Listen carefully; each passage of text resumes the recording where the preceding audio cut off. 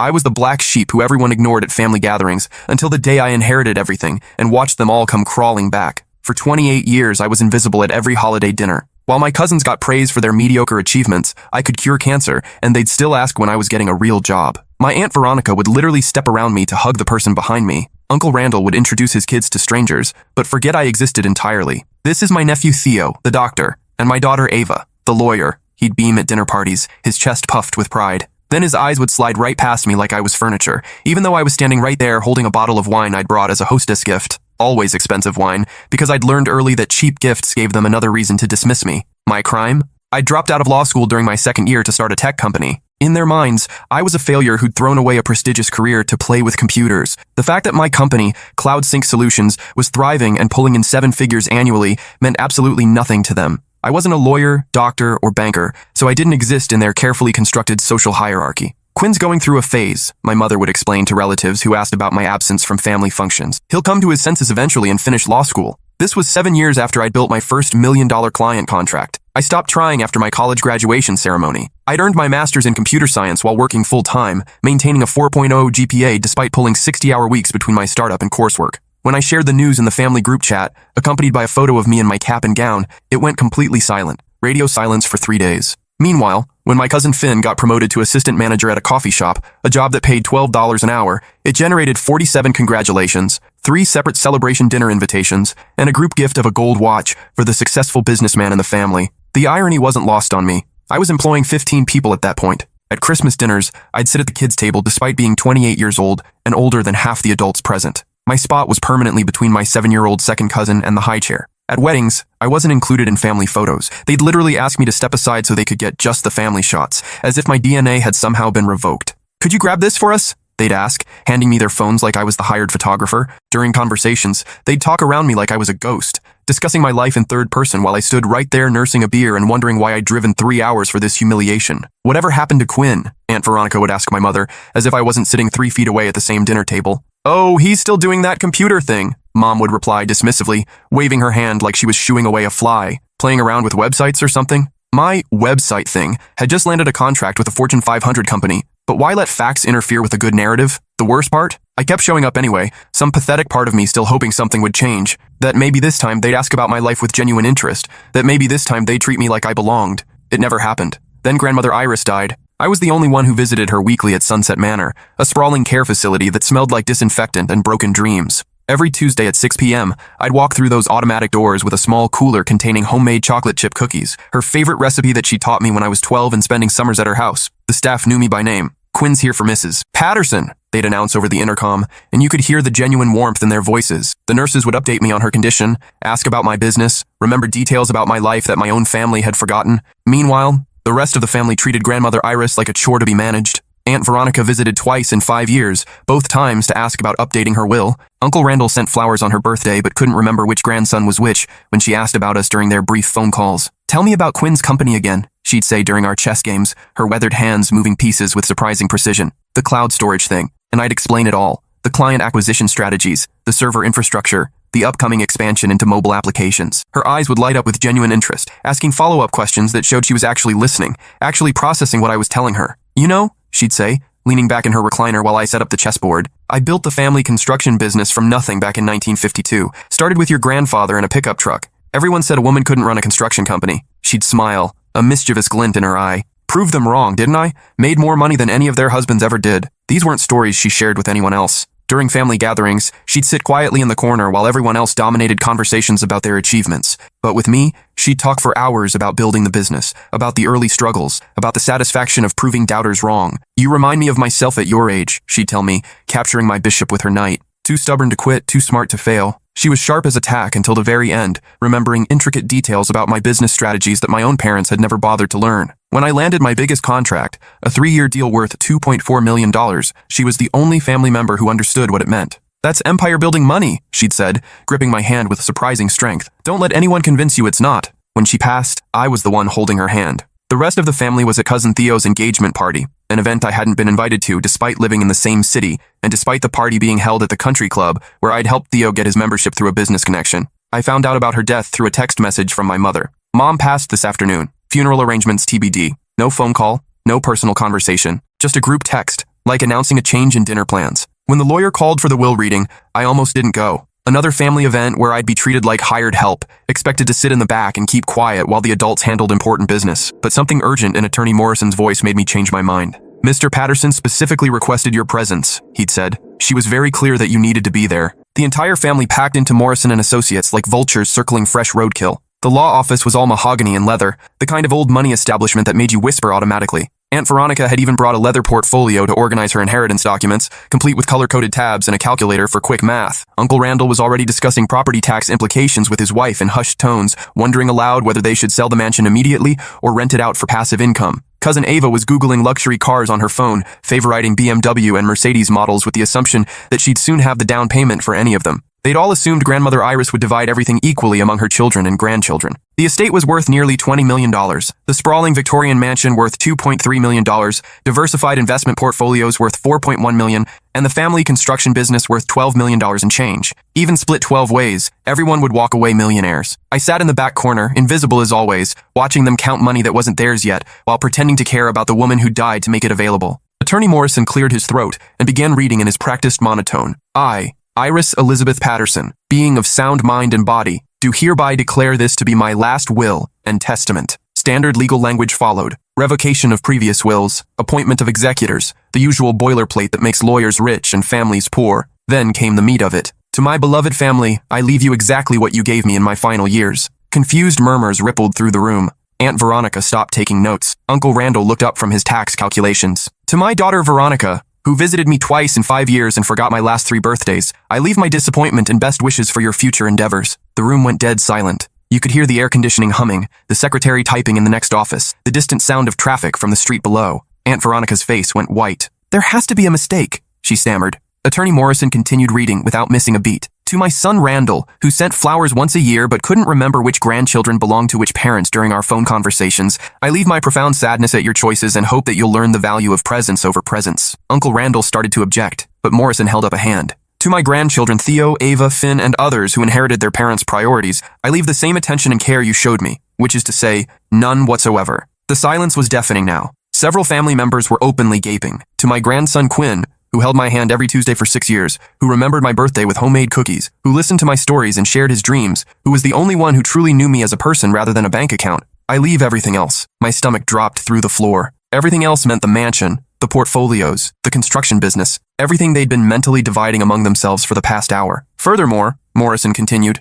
I have prepared individual letters for family members to be distributed at my discretion. He handed me a thick envelope marked, for Quinn's eyes only, in Grandmother Iris's distinctive handwriting. Inside was a note that made my hands shake. My dear Quinn, if you're reading this, then my funeral is over and the vultures have gathered to pick over my bones. I'm sure they're surprised by my decisions, but you shouldn't be. I've been watching this family for 93 years, and I know exactly who everyone really is. You were the only one who saw me as a person worth knowing. While they saw dollar signs, you saw a grandmother. While they calculated inheritance splits, you brought me cookies and asked about my childhood. They'll come for you now. They'll try every manipulation, every guilt trip, every sob story in the book. They'll claim family loyalty while demonstrating none themselves. They'll promise change while learning nothing from their mistakes. Be ready. I've also left specific instructions with Morrison about any attempts to contest this will. Let's just say I've been documenting their absence for years. You built something beautiful from nothing, just like I did. Don't let them tear it down. All my love, Grandmother Iris P.S. The construction business books are in the basement safe. The combination is your birthday in reverse. I think you'll find some interesting reading about certain family members' business loans that were never repaid. The room exploded. This is ridiculous! Aunt Veronica shrieked, her carefully maintained composure cracking like old paint. Mother was clearly not in her right mind. We'll contest this, Uncle Randall declared, his face turning an alarming shade of red. This is elder abuse, pure and simple. Cousin Theo was frantically texting someone, probably his lawyer friend from law school. Ava was crying. Actual tears, which was impressive since I'd never seen her cry over anything that didn't directly affect her bank balance. Through all the chaos, Attorney Morrison sat calmly, letting them exhaust themselves with threats and accusations. Finally, when the shouting died down, he spoke. Mrs. Patterson anticipated this reaction. She's prepared additional documentation. He opened a file folder and spread its contents across his desk. Medical evaluations, cognitive assessments, psychiatric consultations. Your mother underwent extensive mental competency testing over the past 6 months. Every evaluation confirms that she was of completely sound mind when she made these decisions. She also requested that I inform you of the following. He put on his reading glasses. Any attempt to contest this shall result in the immediate release of certain family financial records that Mrs. Patterson maintained over the years. These include documentation of unpaid loans, questionable business practices, and tax irregularities that might interest the Internal Revenue Service. The room went silent again, but this was a different kind of silence. This was the silence of people realizing they'd been outmaneuvered by someone they'd underestimated. Aunt Veronica's face had gone from white to green. Uncle Randall was sweating despite the air conditioning. She wouldn't have, Veronica whispered. She was a businesswoman for 70 years, Morrison replied. She kept excellent records. And just like that, the fight went out of them. Not because they accepted the will's fairness, but because they'd been caught red-handed in schemes I was only beginning to understand. I walked out of that office in a daze, clutching documents that made me one of the wealthiest people in the state, carrying secrets that could destroy the family members who'd spent decades destroying my self-worth. The phone calls started before I made it to my car. Within an hour, my phone exploded with messages, text after text from people who hadn't spoken to me in months. Aunt Veronica. Quinn. Honey, we need to talk. Family dinner tonight at my house. 7 p.m. sharp. Uncle Randall. Hey buddy, haven't heard from you in ages. Want to grab coffee tomorrow? My treat. Cousin Theo. Congrats on the inheritance, man. We should celebrate. Drinks on me. Ava. Quinn, I've been meaning to call for weeks. I miss talking to you. Even my parents, who lived across town and hadn't spoken to me in 3 months except to ask if I was still playing with computers,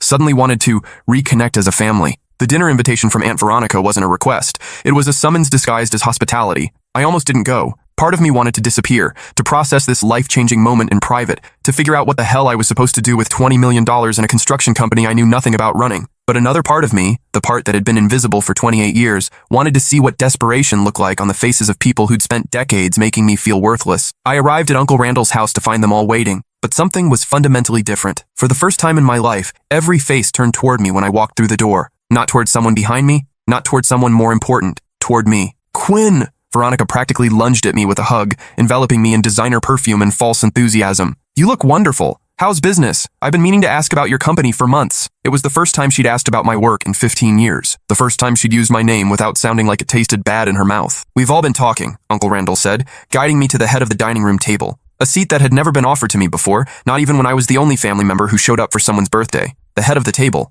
where the most important person sat. For 28 years, I'd eaten at the kids' table, the kitchen counter, folding chairs brought in from the garage. Now I was being seated in the patriarch's chair like some kind of returning king. About how proud we are of you, Randall continued, pulling out the chair with exaggerated ceremony. Cousin Theo nodded enthusiastically, his previous dismissive attitude replaced with something that looked disturbingly like hero worship. I was just telling everyone how smart you've always been. Remember when we were kids and you built that computer from scratch? I always knew you were going to be successful. I stared at him. You called it a waste of time and broke it on purpose. His smile faltered for a microsecond before reassembling itself. Kids, right? We didn't understand genius when we saw it. The revisionist history was breathtaking. Suddenly, every family member had a fond memory of supporting my dreams. Every slight had been rewritten as encouragement. Every snub had become a misunderstanding. I always told people you were the smartest one in the family, claimed Aunt Veronica, who had literally introduced me as Randall's odd nephew at her last dinner party. We knew that computer thing would work out eventually, added my mother, who had spent years telling people I was going through a phase. The conversation continued like this for an hour. A complete rewriting of 28 years of family history,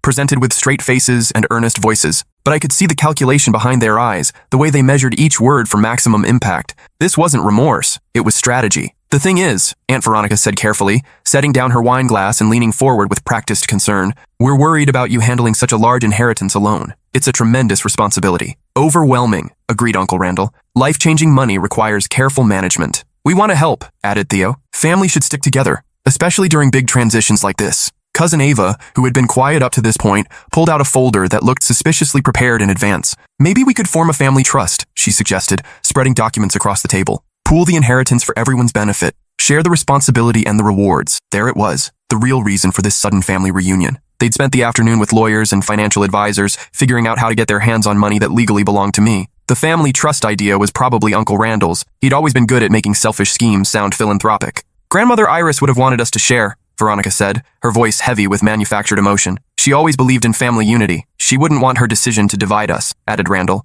Blood is thicker than water. I almost laughed. These people who had ignored their own mother for years were now claiming to know what she would have wanted. You're absolutely right, I said finally. Money shouldn't divide families. Their faces lit up with relief. Victory was within reach. In fact, I continued, I've learned so much about family this week. I pulled out my phone and opened a voice memo app that I'd been using for years to record conversations, originally just to review later and figure out what I was doing wrong in social situations. Turns out I wasn't doing anything wrong at all. For instance, I learned that Aunt Veronica called me a basement-dwelling loser who'll never amount to anything just last Christmas. Would you like to hear the recording? Her face went pale. The wine glass slipped from her hand, shattering on the hardwood floor. Or Uncle Randall's theory that I'm probably autistic because I don't understand social cues and can't take a hint. I have that one too. He started to stammer, his confident demeanor cracking like ice in spring. My personal favorite is Cousin Ava explaining to her sorority sisters why she doesn't include me in family photos. Something about not wanting to be associated with family embarrassments and how my presence might hurt her social media image. I'd been recording family conversations for years, initially just trying to understand where I was going wrong, why I couldn't seem to connect with these people who were supposed to love me unconditionally. The recordings painted a clear picture. I wasn't the problem. They were. Quinn, please, Veronica started, but I held up my hand. Let me share my favorite conversation, I said, scrolling through months of audio files. This is from Easter dinner this year. You might remember, Veronica, you were explaining to Mom why I shouldn't be invited to family events anymore. I pressed play. Veronica's voice filled the room, crystal clear through my phone's speaker. He's just so awkward, and honestly, a little pathetic. Still playing with computers at his age? Theo's a doctor, Ava's a lawyer, Finn's moving up in management. What does Quinn have to show for himself? Some silly website business that'll probably fail anyway. Present-day Veronica looked like she wanted to disappear into the floor. Oh, but here's the best part, I continued, fast-forwarding to another section. Uncle Randall's voice. The kid's delusional if he thinks that computer stuff is a real career. When he comes crawling back to reality, maybe I'll throw him some construction work. Manual labor might teach him some humility. The silence in the room was deafening. For 6 years, I said quietly, I watched Grandmother Iris ask where everyone was. Every Tuesday, she'd look toward the door around dinner time, hoping one of you would visit. She'd save newspaper clippings about your achievements, wanting to feel connected to her family. Cousin Theo shifted uncomfortably in his chair. She'd ask me to show her your Facebook photos on my phone because she missed you. She worried she'd done something wrong, that somehow she'd failed as a grandmother. I stood up from the head of the table, this symbolic seat they'd given me as a prop in their manipulation play. I told her you were all just busy, I continued. I made excuses for you because I didn't want her to feel abandoned. But she knew. She was 93, not stupid. Quinn, please, Veronica started again. She knew that her own children visited twice in 5 years. She knew that her grandchildren couldn't remember her birthday. She knew that the only time anyone called was to ask about inheritance or to update her will. I walked toward the door, their eyes following me like I was a departing deity. You want to know what Grandmother Iris really wanted? She wanted her family to visit her, to call her, to remember her birthday, to treat her grandson, me, with basic human decency. We made mistakes, Uncle Randall said desperately, but we can change. We're family. You're absolutely right, I said, pausing at the threshold. We are family, and I'm giving you exactly what you gave me all these years. I looked each of them in the eye. Nothing. The aftermath was swift and brutal. The calls started immediately, then the emails, then the lawyers. They tried everything to get their hands on the inheritance. First came the emotional appeals, tearful voicemails about family bonds and second chances. Then came the guilt trips, accusations that I was dishonoring Grandmother Iris's memory by being vindictive. When emotional manipulation failed, they escalated to legal challenges. They tried to contest the will, claiming Grandmother Iris was mentally incompetent when she made her decisions. Their case fell apart within a week, when my lawyer produced 6 years of video evidence, showing her sharp mind and clear reasoning. Footage I'd taken during our chess games and conversations, originally just to preserve memories of our time together. The recordings of her explaining her decision to disinherit them certainly didn't help their case. Grandmother Iris had been methodical about documenting her reasoning, and her words were devastating in their clarity. Quinn was the only one who treated me like a person instead of a bank account. He earned this inheritance through 6 years of genuine care and attention. The others can earn their way in life like he did. Next, they tried to claim I'd manipulated her, that somehow I'd used undue influence to turn her against her own children. That strategy collapsed when the nursing home staff testified about my weekly visits and the family's complete absence. The head nurse's testimony was particularly damning. In 6 years, Mr. Quinn never missed a Tuesday visit. Mrs. Patterson would start getting excited on Monday evenings, asking staff if we thought Quinn would bring cookies this week. The rest of the family, we might see them twice a year, usually around Christmas or when they needed something signed. 3 months after the will reading, the legal challenges were exhausted. The inheritance was officially, irrevocably mine. That's when the real consequences began. Aunt Veronica lost her house. She'd been living beyond her means for years, maxing out credit cards and taking out loans against her expected inheritance. When the estate money didn't materialize, the bills came due all at once. The foreclosure notice was posted on a Tuesday, the same day of the week I used to visit Grandmother Iris. Uncle Randall's restaurant went under next. He'd expanded too aggressively, counting on inheritance money to cover the debt. Without that safety net, the business collapsed in spectacular fashion. The health department found violations during the final inspection, and local newspapers covered the closure with headlines like, "Family Restaurant Serves Final Meal." Cousin Theo had to move back in with his parents after his engagement fell apart. Turns out his fiancée had been more interested in his family's wealth than his pediatric residency salary. When she learned about the will, she returned the ring and moved in with a cardiologist whose family owned actual assets. The family had been living beyond their means for years, banking on their inheritance to solve their financial problems. Without that expected windfall, their house of cards collapsed spectacularly. My parents made one last desperate attempt at reconciliation 6 months later. They showed up at my office, the sleek downtown space I'd leased after moving my company out of my home garage, with tears in their eyes and rehearsed speeches about family healing. "We love you," Mom said, her voice trembling with either genuine emotion or practiced manipulation. "Money doesn't matter. We just want our son back." "That's beautiful," I replied, not looking up from the financial report spread across my desk. Where was that love when I graduated college? When I started my business? When I needed emotional support during my divorce? Dad cleared his throat, straightening his tie like he was preparing for a business presentation. "We weren't perfect parents, Quinn, but we can start over. Family is forever." "You're right," I said, finally meeting his eyes. "You can start over. Just like I did when I stopped expecting anything from this family." I opened my desk drawer and pulled out a check I'd prepared weeks earlier, knowing this conversation was inevitable. "That's what you spent on my birthday gifts over the past decade combined," I said, handing him a check for $500. "Consider us even." The look on their faces was priceless, a mixture of shock, hurt, and the dawning realization that their son was no longer the pushover they'd raised. A year later, I ran into Cousin Ava at a coffee shop downtown. She looked terrible, exhausted, stressed, wearing clothes that had seen better days. Gone were the designer handbags and manicured nails. She was working 3 jobs to pay off credit card debt, living in a studio apartment that cost more than she could afford. "Quinn," she said quietly when she spotted me in line, "I know I don't deserve to ask, but could we talk? Really talk?" I studied her face, looking for the manipulation I'd grown accustomed to, the calculated expressions that had defined every family interaction for the past 28 years. Instead, I saw something I'd never seen before, genuine remorse. "I've been thinking about what you said that night," she continued, her voice barely above a whisper, "about how we treated you, about how we treated Grandma Iris. You were right about everything." She started crying, not the performative tears she'd shed during the will reading, but real, ugly crying that made other customers stare. "I've been so angry at you for not sharing the inheritance," she said. "But the truth is I'm angry at myself. We all are. We knew we were awful to you and we did it anyway." "Why?" I asked, genuinely curious after all these years. "Because it was easier than admitting we were jealous," she said, wiping her nose with a coffee shop napkin. "You were always the smartest, the most driven, the most genuine. You built something real while we coasted on family connections and expectations. And instead of celebrating that, we punished you for it. For the first time in my life, a family member was taking real accountability, not deflecting blame, not making excuses, not trying to minimize their actions, just honest, painful truth. "I don't expect forgiveness," she said, "and I'm not asking for money. I just wanted you to know that some of us finally understand what we lost." I bought her coffee, a small gesture but one that felt significant. We sat in a corner booth for 2 hours while she told me about losing her law firm job, about the debt she'd accumulated trying to maintain a lifestyle her actual income couldn't support, about the friends who disappeared when her circumstances changed. "I'm learning what you knew all along," she said, "that the only things worth having are the things you earn yourself." 6 months later, Ava was the only family member I invited to my wedding. She didn't ask for anything except the chance to be a real cousin. She helped plan the reception, gave a speech about how proud she was of the man I'd become despite the family's treatment, and never once mentioned money or inheritance or the past.